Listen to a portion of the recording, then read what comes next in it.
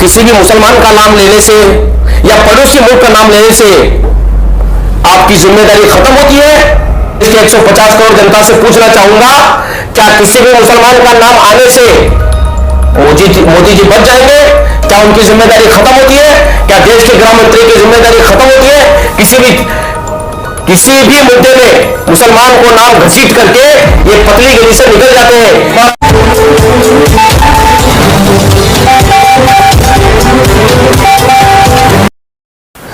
UTV news में स्वागत है आप सभी दर्शकों का एक विशेष कार्यक्रम में कि कल शाम भारत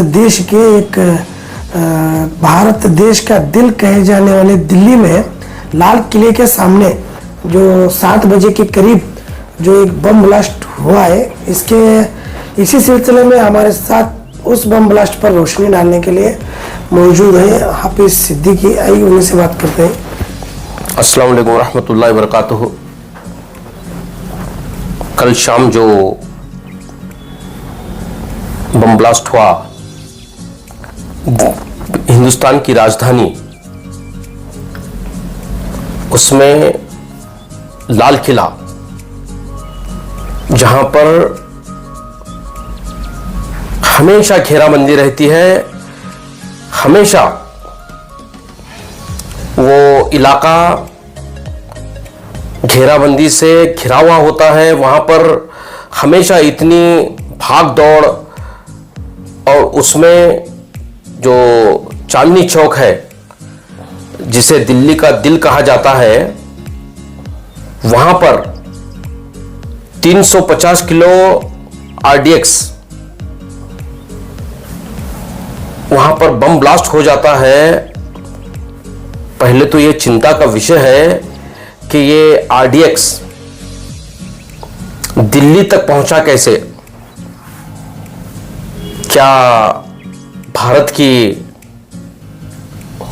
इंटेलिजेंसी, जो खुफिया तंत्र है भारत देश एक मजबूत देश है, इसमें कोई शक व शुबा नहीं है, लेकिन जिस तरह की आतंकवादी घटनाएं हिंदुस्तान में घट रही हैं, वो एक आम सी बात हो गई है। चाहे वो पुलवामा हो, चाहे वो पहलगाम हो, चाहे वो और किसी तरह की। अभी फिल वक्त पहलगाम की घटना जो घटी थी, उनके घर वालों को या उन मरने वालों को अभी आत्म शांति भी नहीं मिली। उसके बाद 15 से जायद लोगों की जान गई है, 20 से ज्यादा गंभीर रूप से घायल हैं। इस समय ऐसे वक्त में देश के प्रधानमंत्री को देश के साथ खड़ा होने की जरूरत थी, बजाय उसके भूटान देश को जाना, वहां के प्रधानमंत्री का, वहां के राजा का, भूटान के राजा का बर्थडे मनाने की खुजली क्यों आई है हमारे देश के प्रधानमंत्री को? यह एक गंभीर विषय है, एक सोचने की। एक भारत देश के 150 करोड़ लोगों को सोचने की जरूरत है कि क्या यह समय बर्थडे मनाने का है? क्या यह समय भारत देश के गृह मंत्री को, जो बिहार में इलेक्शन चल रहा है, वहां पे कैंपेनिंग करने का, उसकी फिक्र करने की जरूरत है? 150 करोड़ जनता आज हमारे देश के, अपने ही देश के प्राइम मिनिस्टर को, प्रधानमंत्री को, गृह मंत्री को, रक्षा मंत्री को ढूंढ रही है कि इन्होंने हमसे बड़े बड़े वादे किए थे कि देश मजबूत हाथों में है। क्या यही इनके मजबूत हाथ है? क्या यही इनकी 56 इंच की छाती है जो आए दिन भारत देश में कहीं से भी, कहीं में घुस करके मासूम लोगों की जानें ले रहे हैं? चाहे वो पुलवामा हो, चाहे वो पहलगाम हो, चाहे वो भारत की देश की राजधानी और लाल किले के सामने। मोदी जी, आपको शर्म आनी चाहिए। गृह मंत्री जो रात दिन हिंदू मुस्लिम मंदिर मस्जिद, एनआरसी, 3 तलाक, इसमें उलझे हुए होते हैं। आपको शर्म आनी चाहिए। आज के दिन आपको चुल्लू भर पानी में डूब मरने का समय, जबकि देशवासियों को आपकी जरूरत थी, आपके कंधों की जरूरत थी, आपके 56 इंच की छाती की जरूरत थी। उस समय आप एक भगोड़े की तरह देश छोड़कर भूटान के राजा का बर्थडे मनाने गए। प्रधानमंत्री जी, आपको शर्म आनी चाहिए। और वो केमिकल डील, किसके लिए केमिकल डील कर रहे हैं आप? कौन मांग रहा है केमिकल डील? आपको अडानी की इतनी फिक्र है? क्या आपको अडानी देश से ऊंचा लगता है? देश से ज्यादा जरूरी है आपके लिए? क्या आपको बिजनेस और टूर्स के सिवा दूसरा कुछ नजर नहीं आता? इस तरह आप आए दिन निकल जाते हैं, देश छोड़ के भाग चले जाते हैं, आए दिन टूर के लिए निकल जाते हैं, आए दिन अपने मित्र को किस तरह फायदा पहुंचाया जाए, उनके लिए कैसे नई नई डील। आपको देश की फिक्र है? देश के लिए आपने क्या किया है? 12 साल से 13 साल तक गुजरने आए को आए हैं, आपने देश के लिए ऐसी कौन सी उपलब्धि भी की है? हमें जरा बताइए। देश जानना चाहता है। आए दिन इस तरह की घटनाएं आम हो चुकी है। देश त्राहिमाम कर रहा है, आपको कोस रहा है। मैं ये सोच रहा हूं कि आपको किस बुनियाद पर इस तरह भर के वोट दे रहे हैं? आपको कोई वोट नहीं दे रहा, आप वोट चोर हैं। जिस तरह राहुल गांधी जी ने कहा है, बिल्कुल हक बात है। इस तरह की घटनाओं को देखते हुए हमें यह पक्का यकीन है, यह मजबूती के साथ समझ में आ रहा है कि आप वोट चोरी करके प्रधानमंत्री बने हैं। क्या ऐसी आतंकवादी घटनाओं में किसी भी मुसलमान का नाम लेने से या पड़ोसी मुल्क का नाम लेने से आपकी जिम्मेदारी खत्म होती है? मौजूदा सरकार की जिम्मेदारी क्या है? क्या किसी भी मुसलमान का नाम घसीटना, पड़ोसी मुल्क का नाम घसीट करके छोड़ देना, क्या आपकी इतनी ही जिम्मेदारी है? मोदी जी, आपकी जिम्मेदारी क्या है? आपने हमसे क्या क्या वादा किए थे, उसे जरा याद कीजिए। मैं भारत देश के 150 करोड़ जनता से पूछना चाहूंगा, क्या किसी भी मुसलमान का नाम आने से मोदी जी बच जाएंगे? क्या उनकी जिम्मेदारी खत्म होती है? क्या देश के गृह मंत्री की जिम्मेदारी खत्म होती है? किसी भी मुद्दे में मुसलमान को नाम घसीट करके ये पतली गली से निकल जाते हैं, क्या देश इस तरह इनको माफ करेगा? मेरा 150 करोड़ जनता से मेरा ये सवाल है। अगर इस घटना में, इस आतंकवादी घटना में, चाहे वो हिंदू हो, मुसलमान हो, किसी भी तरह से कोई भी बचना नहीं चाहिए। ये बात अलग है, लेकिन आए दिन ऐसी घटनाओं में मुसलमानों का नाम घसीट करके देश की जो रक्षा की जिम्मेदारी जिसकी है, देश के गृह मंत्री, देश के रक्षा मंत्री, देश के प्रधानमंत्री, मुसलमानों को आगे करके, मुसलमानों का नाम बदनाम करके आप पीछे दरवाजे से निकल जाते हैं। लेकिन इस बार हम 150 करोड़ जनता, भारत देश की 150 करोड़ जनता आपको बचकर जाने नहीं देगी।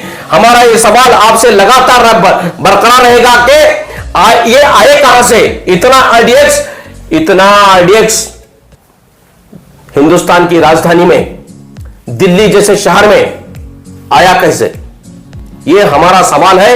150 करोड़ जनता जानना चाहती है कि इतना घेराबंदी के बाद इतने मजबूत देश में ऐसी घटनाएं क्यों घट रही है? ये देश की जनता जानना चाहती है। मोदी जी, इस बार आप, अमित शाह, आप भी इस बार बचकर नहीं जाने वाले। हमें जवाब चाहिए कि ये आखिर आतंकवादी आ कहां से रहे हैं? इनको हिंदुस्तान में घुसने किस तरह दिया जा रहा है, क्यों दिया जा रहा है, और ये आतंकवादी आम जनता को ही क्यों निशाना बना रहे हैं? यह भी एक सवाल है।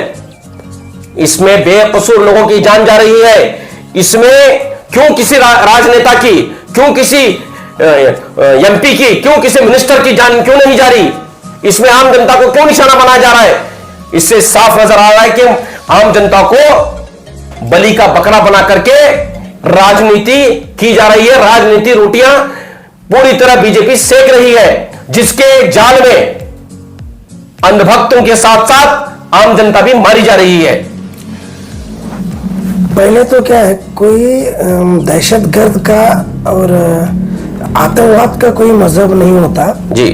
अब रही दूसरी बात है, 26/11 अभी भारत की जनता जो है वो हमला भूली नहीं, जिसमें कई सौ लोग जो है वो मारे गए। फिर और 11 तारीख 11वां महीना 2025, तो ये 26/11/2008 और ये 2025 में जो है 17 साल का डिस्टेंस हुआ। तो ये बीजेपी सरकार क्या याद दिलाना चाह रही है भारत की जनता को? जैसा कि दिल्ली स्टेट में भाजपा की सरकार है और केंद्र में जो है वो भी भाजपा की सरकार है, तो दोनों जगह एक ही सरकार रहने के बावजूद भी तो इस तरीके की घटनाएं होने की वजह क्या है? क्या कारण है, क्या वजह है? जैसा कि आपने कहा कि दिल्ली में भी बीजेपी, रेखा गुप्ता बीजेपी की सरकार है और सेंट्रल में तो बीजेपी है ही है। डबल इंजन सरकार होने के बावजूद भी इस तरह की घटनाएं घटना, आतंकवादी 350 किलो आरडीएक्स यूरेनियम के साथ एक छोटी सी गाड़ी I-20 हरियाणा के जरिए, हरियाणा के रास्ते होते हुए दिल्ली में आना, पहले तो जो भी जिम्मेदार हैं, जो नाकाबंदी में लगे हुए होते हैं, उनको तो अरेस्ट किया जाए, पहली बात। दूसरी बात, देश के गृह मंत्री जो आए दिन हिंदू मुसलमान, 3 तलाक, मंदिर मस्जिद, गौ माता, इसमें उलझा करके असल मुद्दों पर जिस पर काम करने की जरूरत है उस पर काम न करते हुए मुसलमानों और हिंदुओं को आपस में लड़ा करके देश को बदनाम करने की, देश को बर्बाद करने की, देश को किस तरह से खत्म किया जाए। देखो, अगर ऐसी घटनाएं आए दिन हिंदुस्तान में घटती हैं तो यह दुनिया भर में शर्म की महसूस करने वाली बात है, शर्म से पानी पानी होने वाली बात है कि भाई हिंदुस्तान जिसे ये विकसित बनाने की होड़ में लगे हैं, क्या इस तरह विकसित होगा भारत? एक विकसित भारत इस तरह होगा? एक आम लोगों की आए दिन जाने जा रही हैं, आए दिन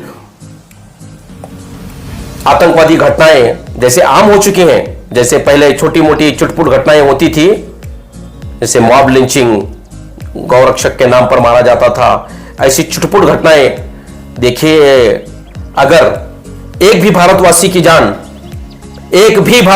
जान कहीं किसी भी मामले में बेगुनाह की जान जाती है तो मैं कहता हूं कि उसी वक्त भारत के प्रधानमंत्री को, भारत के गृह मंत्री को, भारत के रक्षा मंत्री को एक सेकंड भी नहीं रुकना चाहिए, इस्तीफा दे देना चाहिए, क्योंकि उनकी जिम्मेदारी है। भारत देश के वासियों की जान की रक्षा करना इनकी जिम्मेदारी है।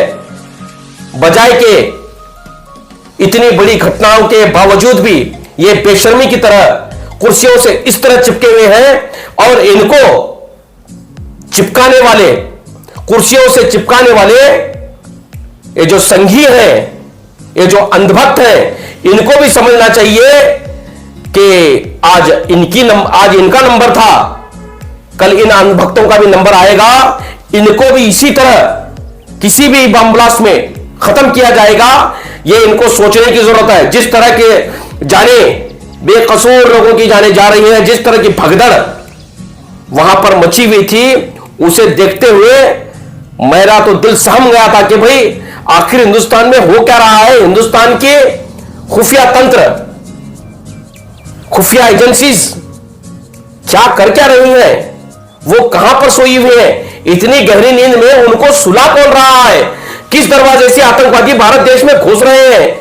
क्या सारे दरवाजे आतंकियों के लिए देश के गृह मंत्री, देश के प्रधानमंत्री, देश के रक्षा मंत्री ने खुले छोड़े कि आइए हमारे देश में घुसिए और मासूम लोगों की जानें लेकर चले जाइए, हम कुछ नहीं कहेंगे। यही आपका 56 इंच का सीना है, यही आपके बड़े बड़े वादे हैं, बड़े बड़े इरादे हैं। इस तरह देश का भविष्य आप देश को किस तरफ लेके जा रहे हैं मोदी जी? अमित शाह, आपसे 150 करोड़ की जनता आपसे सवाल कर रही है कि हमें इस आतंकवादी घटनाओं से निजात दिलाइए। ये 150 करोड़ जनता का सवाल है आपसे। तो ये थे हमारे साथ आज हाफिज सिद्दीकी, एमएमडीसी के कार्यकर्ता और सामाजिक होराटगर। तो इसी तरीके से हमारे स्टूडियो में और एक मेहमान के साथ हम हाजिर होंगे। जब तक दीजिए इजाजत। अस्सलाम वालेकुम रहमत। लेटेस्ट न्यूज अपडेट्स के लिए YouTube एक्सप्रेस को सब्सक्राइब कीजिए, साथ में बेल आइकॉन को भी क्लिक कीजिए। साथ ही साथ लाइक, शेयर और कमेंट करना ना भूलिए।